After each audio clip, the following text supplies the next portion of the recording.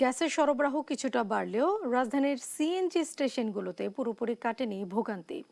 চালকদের অভিযোগ, গ্যাসের সরবরাহ বাড়লেও এখনো মিলছে না কাঙ্ক্ষিত চাপ। সপ্তাহের প্রথম কার্যদিবসে সড়কে গাড়ির চাপ থাকায় কোথাও কোথাও তৈরি হচ্ছে জটলা। চালকদের অভিযোগের সঙ্গে একমত স্টেশন কর্তৃপক্ষ।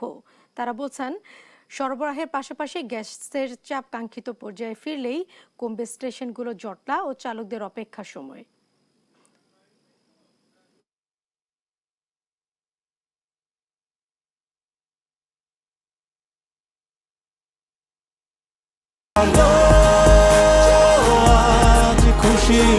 40 বছর ধরে অসংখ্য খুশির মিছিলে ছিল আইডিএলসি, থাকবে আগামীতেও।